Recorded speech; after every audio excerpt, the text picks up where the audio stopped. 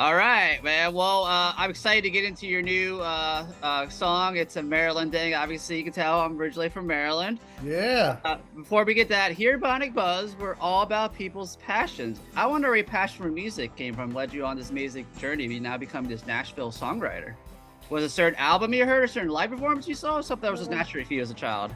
I mean, I loved music growing up in general. My dad really loved music, and he taught me three chords and the truth, and taught me how to play guitar at a very young age. I started writing songs when I was 14 years old, and really, learning to express myself there. And it's just something I always loved. I was always in chorus. My mom said even when I was just a baby, I would just be walking around singing. And it's so funny because my son, he sings constantly. I don't know if it's because he's always at my shows, and he's always wanting to get up on the mic. So his passion's there too. But I've always had that there. I never really thought that I was going to leave my home and pursue this career full time, in music, which is, a really, really tough, competitive thing to do. But my passion grew over the years. And long story short, I played college football, Division I college football for Towson University, right outside of Baltimore. And one day it was the last snap, and I looked up and the clock was 0, and I was never going to play another down again. And I played sports all 3 years, and there was a huge passion there. It was all sports, and music was something that I did, on my downtime in my room. And but when you're playing, especially Division I sport, that's all you do. You know what I mean? It's constant. So, and then all of a sudden, it's like one day that's over, and it's like, wow, like I'm never gonna put these pads on again. And there was this huge void in my life, and music swept right in there and just filled that gap, that void for me. And I really started putting myself out there a little more.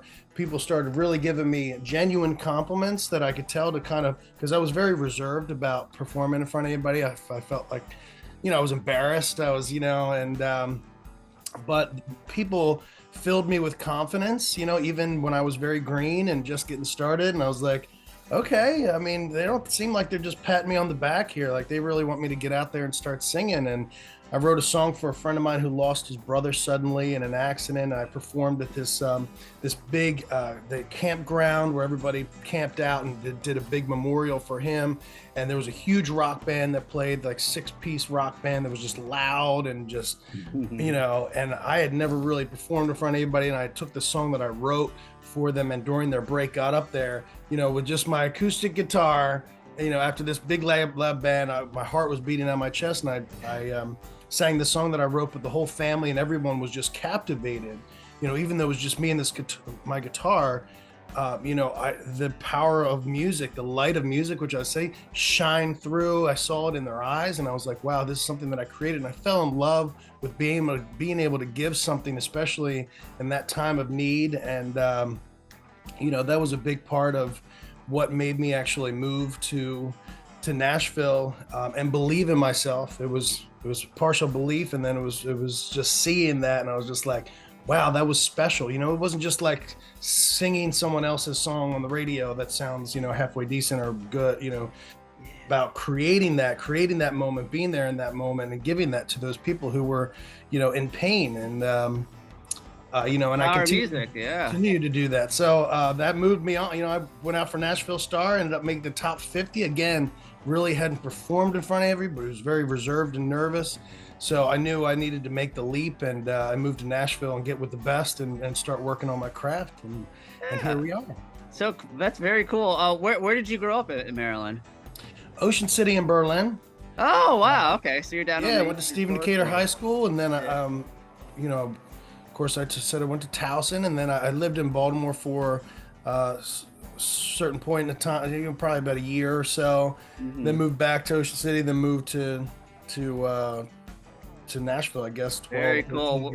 Nashville's an awesome city, man. I got a buddy who just moved there. So do you perform there regularly? I mean, there's always live music everywhere. Are you more there just songwriting, Yeah, so I used to. I spent years in that Broadway system. So as I like to say, and I still do occasionally, but normally for special events. And then I perform at like the Bluebird Cafe or the Listening Room, or for like I get to play one of the Grand Ole Opry rooms. Wow. Yeah, not the actual stage itself, but they actually have some different stages. But I still get to go, and I've done this before. I get to go backstage, witness that. I get my own room in the Grand Ole Opry, and but this is for a corporate event. They've chosen me to be their performer.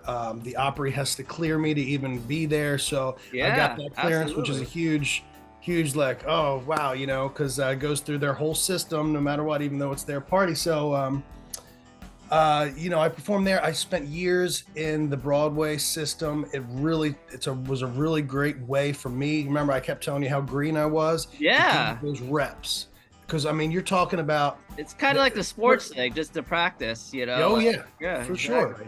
sure. And I mean, I was doing 10 shows a week, you know, down there. So I would do an acoustic show, and then I would do a full band show later that day. Played, you know, all the different honky tonks. Of course, they're continuing to grow. I mean, Nashville is insane. You know, it's like a Mardi Gras down there every weekend now, and even during the week sometimes. And they continue to build on, and they're bringing more corporate, you know, like Dierks Bentley has a place now, you know, Blake Shelton has a place, Miranda Lambert, they're putting their names on. Kid Rock's got one. I think John Bon Jovi's gonna be building one there too. So. Oh yeah, we're gonna have every artist in the world there before you know it. So, but no, I'm out of that scene now, which is actually a great thing, because you know, it was a great training tool and a great way for me to learn, perform, meet a lot of musicians, and work on my craft and my voice. And now I'm doing a lot more shows now where I'm traveling, and I'm able to perform a lot of my own music. You know, I think you were just in Rehoboth Beach and Ocean City this weekend, right? If I remember correctly, or is it this Yeah. So I'm down here now. I'm down here right now, and we're waiting on. I'm headlining the 75th annual Crab Derby, which it doesn't get any more Maryland than that. There's a crab keeping contest. Of course, in my video, Joyce Fitchett is a 9-time Crab Derby winner. We got her in the video. Okay. She picked a bunch of crabs for us. All I was just asking, I was like, what name your price? Because I want to take you to a big just crab feast with me, because she had a pile of crabs like this, you know, within like less than 5 minutes. It was insane. She was just talking and not even like really looking, you know, blah, blah, blah, blah, blah. And I was just like, whoa. So, so working on that crab. I'm playing some other shows in the meantime as well. I got to open the scales for the White Marlin Open. I wrote them a new song that's coming out September 2nd called Fish On. That is very Maryland, you know, so excited about that also.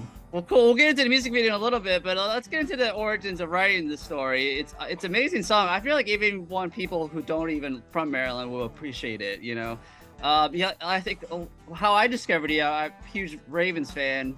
I listened to 105.7 The Fan down here on my app in Orlando, and all of a sudden you were on there. They played a little bit of the song, and I was like, okay, I gotta search this, you know. So, I guess you know, and talk about the origin stories of the song. You're writing it, and then we'll get into the music video. So I spent a lot of time on the road.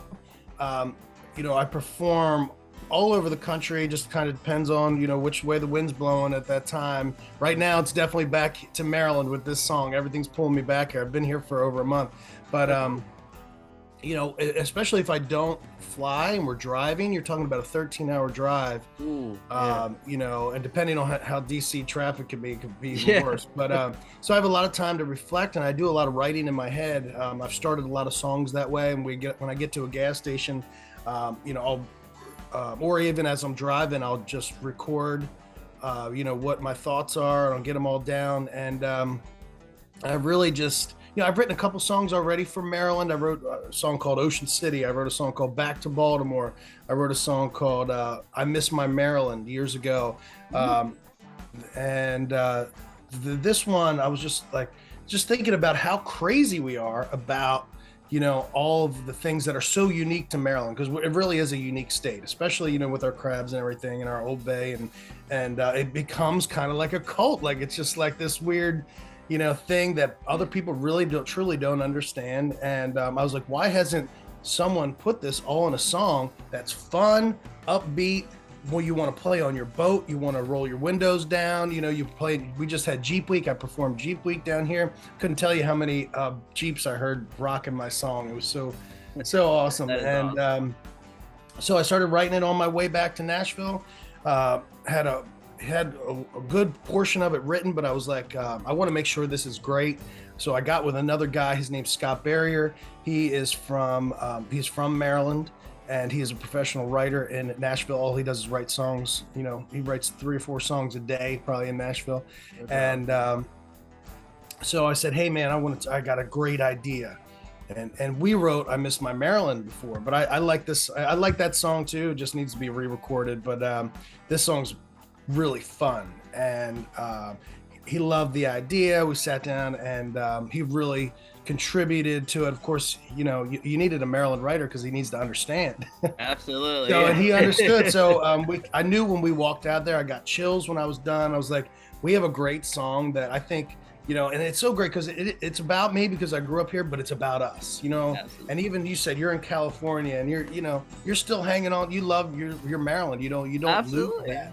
So, and I have other people in California and other places that are like, thank you for this song. It brings me back home. Whenever I really knew when I walked out of that writing appointment, and I write tons and tons of songs. Most of them don't even make it to production. I knew right away that we were setting up this to get that, produced. And I said, we have something really special that I think the people of Maryland are going to get behind. And it's really become like an unofficial anthem. They're playing it in Camden Yards. Yes. That was incredible. I got to do my own concert in Camden Yards. Grew up as an Oriole fan. Got to take my son to his first game. I caught a foul ball for him. He got. Oh wow, that's awesome. I did an interview on Masson TV. I sang the national anthem. We had a big firework display after I got to sing on the field. I sang, of course, that song and back to Baltimore. And everything really, when something's good, it just kind of aligns. They say the stars align, and it was all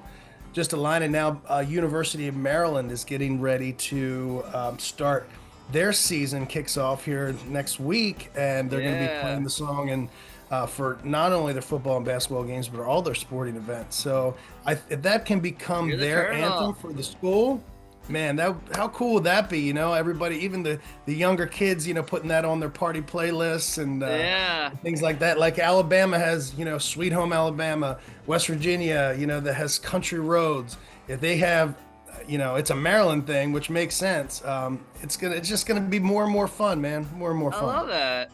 I think my favorite part of the song is just the when you talk about the national anthem. Yeah. People don't get that at all when I do that anymore. No, that was one thing that I was like really challenged with, and I was like, I've got to get this in there, but it's like, how do you just fit that into a song? Yeah. So, but we really just kind of went for it and did it, and it worked out great. And then you have the national anthem, which was written right off the inner harbor of Baltimore, Fort McHenry. So this is not only a song from Maryland. You showed all the music video too, which is cool.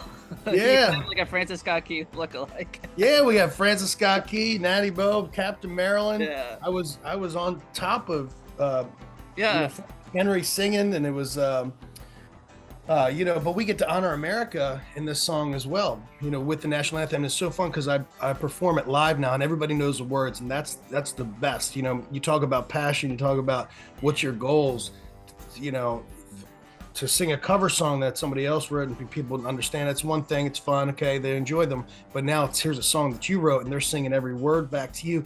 And then everybody, if they're not already standing, that part comes, they're throwing their hands on their hearts, they're saluting, and this is all happening, during this song, and everybody's singing the national anthem. So we're giving praise to the United States and our military, and enjoying that part. Of course, I've been to Orioles games in other stadiums, and how many Orioles fans are there. Yeah.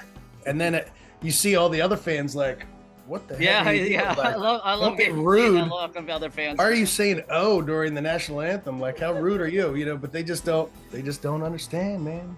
They don't understand. I love it. Well, let's get into the music video. I mean, how long did you shoot that? That must have been so much fun because you said the crabs, you you're outside the Ravens Stadium, you're inside the Orioles Park, you're at the Inner Harbor, you're Fort McHenry, you know. Yeah. Now it it was over the course of over 2 months, probably. I originally I was so excited about it. I wanted to get it out by July 4th, but then I knew I was doing the Orioles game like July 8th or something like that. So you had to wait. I was like, I've got to wait for that because I wanted to get those actual scenes of me inside the park doing that's huge. The song was actually talking about.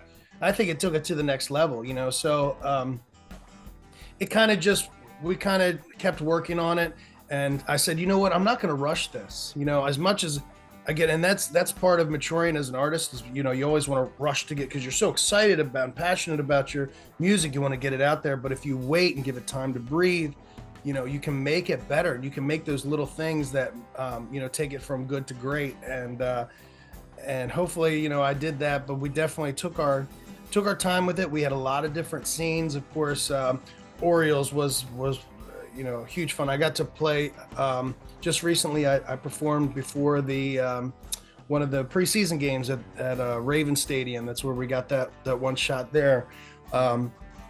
And then the Tiki Bars rolling up to Harborside, where the original Orange Crushes came. That was such a fun day. And then we went out on the Alyosha with the big Maryland jib out in the ocean afterwards, and shot there. We had drones flying. We had the whole bar was packed full of people wearing their Maryland gear. And I really just think that this is this is just the beginning too. I think we're going to do some fun things in Camden Yards now that I'm in with those guys. A Maryland Day maybe, and all kinds of stuff. So I could see maybe you releasing like a Maryland EP, because he mentioned you had some other Maryland themed songs or something like that. Yeah. I recorded them a while ago. I mean, you can find them on YouTube. You look back to Baltimore, you'll love. It talks about the O's again, and it's a slower song. So I haven't put that one out there, but I wanted to get maybe like the Baltimore Orchestra to put like this really amazing recording behind it. I've reached out them just on Facebook a couple times. I haven't gotten a response, but I thought that would be really cool. That would be epic. And, the other songs they're over 10 years old, because I wrote them when I started missing home when I was in Nashville, and I was like, I want to write a song about this, and I just think they could be better. So I've definitely got the gears turning about going them back into where I am production wise now and vocally wise now, and recreating those songs. Very cool. Anything else in the works you're allowed to talk about before I let you go? Yeah, so I just released another song called Country Up that is super fun. We have a line dance that's getting ready to come out on it, so that people can learn and dance to. It's definitely a rockin' up tempo song for everybody. And Fish On is coming out September 2nd. It will hit all of your streaming services, and man, that's a really fun song. I think I'm really excited about working on a video for that as well. That might be over a year. We might wait till next year at White Marlin Open, but I don't know. And I'm gonna try to somehow beat this video, if I can, and have a really fun fishing, because there's no, I was opening the scales performing for the White Marlin Open, and I was like, there's no real song like offshore fishing song. Yeah. And I'm like, why is there not this? Just like why wasn't there already a song that had all this crazy stuff Marylanders are crazy about? And so I actually wrote it with a hit songwriter in Nashville, Howard, and he did an amazing job. Rachel Thibodeau, hard to say. She wrote Good Directions for Billy Currington, and Howie, he wrote Country On for Luke Bryan, who's now on the radio right now. And man, we came out with a great song, and I'm super excited for that to come out. Very cool, man. Very excited for the Ravens season to start. I have a good to show you my Ravens tattoo. Oh, there you go. And See? Ray Lewis signed my arm, and I went straight to a tattoo shop after. Wow, you're dedicated, bro. You are dedicated. See, that's what I'm talking about. That's what this song's all about, man. We'll be wearing our flag to make sure you know. Yeah, absolutely. Well, cool, Maryland man. tattoo. Well, hopefully, you have matching pajamas. Oh yeah, absolutely. I even have I have a turtle pond in my backyard. I have a diamondback turtle named Marilyn. So That's awesome. very cool, man. Well, hopefully one day I can plan my next trip to Maryland when you're playing there, so I can come do the salute and everything during the song. Oh yeah, absolutely, you got to. Well, I'm on Facebook. I've got a Jimmy Charles Facebook hometown page as well as a regular page, and we have it's a Maryland thing you wouldn't understand group page. Oh, that's cool. for everyone just to share their joy of anything Maryland is allowed to post in there. You can post your tattoo, or whatever you want, and it's a cool place for us all to come together. So we'll keep the train rolling, man. And absolutely, man. I appreciate you taking time to let me say hi to everybody. No problem, man. Always want to support Maryland, man, wherever we can. So Yeah. thank you so much, man. And we'll let's talk down the road. What do you got future stuff coming out? Absolutely. Well, there's good things are happening now, so we're still just trying to push this video out. Yeah. It's playing on a lot of different radio stations, but there's more that can be done. There's always more. There's over 6 million people in Maryland, so there's as many people that have heard it. There's still a lot of people that haven't heard it. So absolutely, how do we get it to those people? So that's what we're doing right now. Awesome, man. Well, I'm glad to help out with it. So yeah, man. all right, take care. All right, Steven. Thank you.